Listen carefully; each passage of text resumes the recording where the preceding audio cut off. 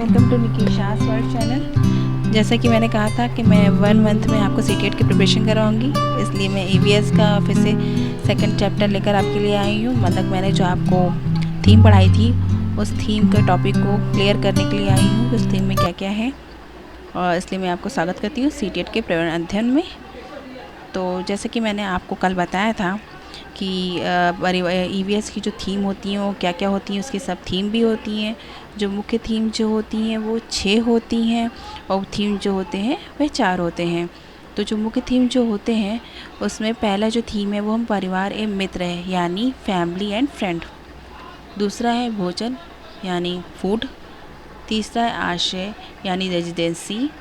चौथा है जल यानी वाटर। पांचवा है यात्राएं यानी ट्रैवल। छठा है हम चीज़ें कैसे बनाते हैं, how to we make things. और इसकी वजह से हम उपथीम आपको बताते हैं कि परिवार एवं मित्र हैं जो मुख्य थीम है उसी की उपथीम ये 4 हैं। जैसे कि पहला हमारा जो है संबंध एवं नातेदारी है यानी रिलेशन। दूसरा हमारा इसमें है कार्य एवं खेल यानी वर्क एंड प्ले। तीसरा हमारा पशु एवं जानवर है यानी एनिमल है। और चौथा हमारा पौधे हैं यानी प्लांट्स हैं। ये सब मैंने आपको आगे की वीडियो में मैं बता चुकी हूँ। पूरा मैंने क्लियर किया है कि थीम और सब थीम कितनी होती हैं, और इसके क्वेश्चन भी आपके पेपर में आते ही हैं, इसलिए आप उसको बहुत अच्छे से पढ़िएगा कि थीम कौन से होते हैं और सब थीम कौन कौन से होते हैं, और ध्यान से देख लीजिएगा इनमें क्या क्या चीज़ें आती हैं। तो हम स्टार्ट करते हैं अपना पहला टॉपिक, परिवार एवं मित्र। परिवार जो है अंग्रेजी में फैमिली को कहते हैं। फैमिली जो है फैमुलास शब्द लैटिन भाषा से बना है। परिवार जो होता है ये प्राथमिक महत्वपूर्ण संस्था है। अधिकारों एवं कर्तव्यों का पालन जहाँ होता है वही परिवार कहलाता है। फैमुलास का अर्थ ही होता है कि समूह, और जिसमें माता पिता आते हैं उन्हें ही फैमिली कहते हैं, यानी परिवार कहा जाता है। परिवार ही हमें समाज के लायक बनाता है और समाजीकरण हमारा परिवार से ही होता है। इसके बाद हम बताते हैं कि परिवार का विभाजन एवं प्रकार। परिवार का विभाजन एवं प्रकार जो है 2 प्रकार से होता है। परिवार के विभाजन जो होता है एक आकार के आधार पर होता है, एक सत्ता एवं निवास के आधार पर होता है। तो आकार के आधार पर परिवार 2 प्रकार के हैं, एक एकल परिवार, एक संयुक्त परिवार। और सत्ता एवं निवास के आधार पर परिवार जो हैं वो 3 प्रकार के हैं, एक मातृ सत्तात्मक परिवार, दूसरा बहुपति परिवार, और तीसरा है पितृ सत्तात्मक परिवार। परिवार के प्रकार, परिवार के 2 प्रकार हैं, एकल परिवार, संयुक्त परिवार। एकल परिवार जो होता है उसमें माता पिता आते हैं प्लस अविवाहित बच्चे आते हैं जिनकी शादी ना हुई हो।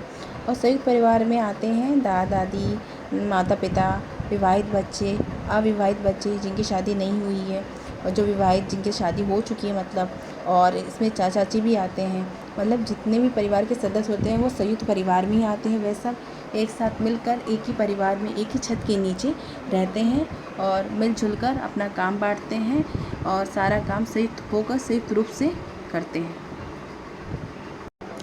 एकल परिवार जो होते हैं उसकी कई सारे लाभ भी होती हैं, कई सारी हानियाँ भी होती हैं, क्योंकि आजकल लोग एकल रहना चाहते हैं जिससे हमारा खर्चा कम पड़े और हमें कोई परेशानी भी ना हो। तो लाभ इसके ये हैं कि इसमें आज़ादी लोग को ज़्यादा से ज़्यादा मिलती है, उनको किसी से कोई मतलब नहीं होता है। इससे गृह क्लेश भी कम होते हैं क्योंकि लोग को अपना ही देखना होता है, और कुरीतियों का अभाव होता है, जैसे पुरानी परंपरा हम पे कोई थोपता नहीं है। और इससे कई सारी हानियाँ भी हैं, जैसे कि ये कि बच्चे की देखभाल कौन रहे, ये समस्या हमारे सामने लगी रहती है कि बच्चे को देखेगा कौन। दूसरा ये कि जो संस्कृति और सभ्यता जो हमारी पुरानी है उनको कौन सिखाएगा, कौन बताएगा कि पहले के लोग कैसे रहते थे, हमारी संस्कृति क्या है, हमें क्या करना चाहिए, कैसे रहना चाहिए। और तीसरी हानि ये है कि हम पे मानसिक प्रताड़ना पड़ती रहती है, हमें बहुत मानसिक कलेश होता रहता है कि दुख रहता है कि हमें मानसिक स्थिति सही नहीं रहती, समझ नहीं पाते कोई चीज़ कैसे और कैसे करें, क्या कर सकते हैं। संयुक्त परिवार के भी कई लाभ होते हैं, कई हानियाँ होती हैं। इसमें कई सारे लोग मिलजुल के रहते हैं। लाभ ये होता है कि कार्य का विभाजन होता है, लोग के कार्य बटे होते हैं। दूसरा ये होता है आर्थिक सुरक्षा होती है, हमें सुरक्षा मिलती रहती है। तीसरा ये है बचत अधिक होती है, लोग मिलजुल कर खर्चा करते हैं। चौथा ये होता है समुचित विकास होता है, लोगों का हर तरीके से विकास होता है, सामाजिक, आर्थिक, राजनीतिक सारे विकास होते रहते हैं। और पाँचवा ये है कि परंपराओं की रक्षा होती है, लोग परंपरा के बारे में जानते हैं कि हमें परंपराएं क्या क्या हैं, हम कौन कौन सी परंपराएं फॉलो करते हैं, क्या क्या चीज़ें हमें करनी चाहिए, सब चीज़ों के बारे में हमें बड़े बुजुर्ग बताते रहते हैं समय पर। और हानि, इसकी हानियाँ भी कई सारी, जैसे कि गृह क्लेश होता रहता है, कई सारे लोग रहते हैं ऐसे कहीं ना कहीं विवाद किसी न किसी चीज़ को लेकर होते ही रहते हैं।